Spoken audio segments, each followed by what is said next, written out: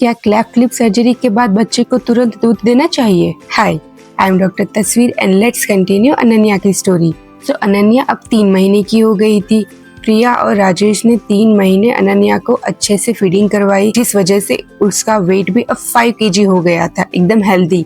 ये वही वेट है जिस टाइम पे आप क्लेफ्ट लिप सर्जरी करवा सकते हैं। बट प्रिया को डर लग रहा था, 3 महीने की बेबी, जनरल एनेस्थेशिया, 1 से 2 घंटे की सर्जरी, क्या ये बच्ची ये सब सहन कर पाएगी और अगर कुछ गलत हो गया तो। लेकिन डॉक्टर्स ने उस टाइम पे उसको अश्योर किया कि आपको सर्जरी करवाना चाहिए, इसमें कोई डरने की बात नहीं है।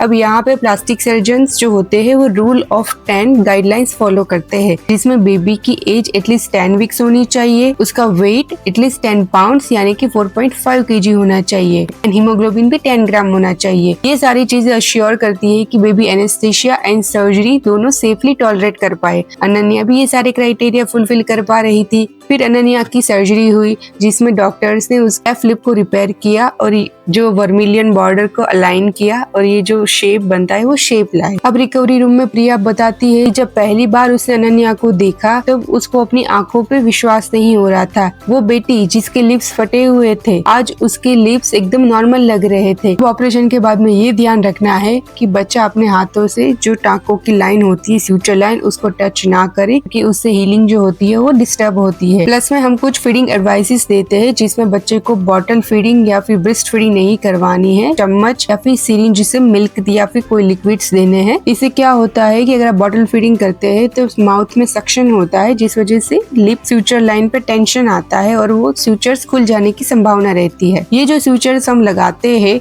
वो अपने आप गलने वाले होते हैं, तो उसकी ड्रेसिंग के लिए कोई पर्टिकुलर फैंसी ड्रेसिंग्स की जरूरत नहीं होती है। जस्ट कॉटन को एक हल्के गुनगुने पानी में रख के आप उस फ्यूचर लाइन को साफ करना है और जो क्रीम एडवाइस करते हैं उस क्रीम को लगाना है, दैट्स इट। अब ड्रेसिंग के टाइम पे प्रिया ने देखा कि अभी भी बच्चे की लिप्स के ऊपर एक छोटा सा स्कार विजिबल था। डॉक्टर ने बताया कि ये जो स्कार है वो इनिशियली रेड, फिर पिंक कलर और फिर धीरे धीरे व्हाइट कलर का हो जाएगा 6 से 12 महीने में। उसके बाद धीरे धीरे वो स्किन कलर के साथ मैच हो जाएगा। ये डिपेंड करता है कि बच्चे की स्किन क्वालिटी कैसी है। बट यहाँ पे बेस्ट पार्ट क्या है, अनन्या की सबसे पहली स्माइल। प्रिया बताती है कि जब अनन्या ने सबसे पहले बार स्माइल किया तब उसके आंखों से आंसू आ गए। उसने कभी नहीं सोचा था कि प्रिया के वो नॉर्मल लिप्स देख पाएगी, नॉर्मल लिप्स के साथ स्माइल करते हुए देख पाएगी। अब अनन्या का वजन धीरे धीरे बढ़ रहा था, उसकी फीडिंग भी इम्प्रूव हो रही थी और जो रिलेटिव्स जो पहले प्रिया और अनन्या दोनों को भला बुरा सुना रहे थे, अब वही अनन्या की तारीफ कर रहे थे, इतनी प्यारी स्माइल है।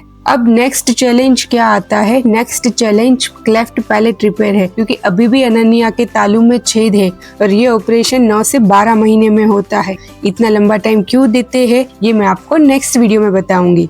तब तक के लिए बाय।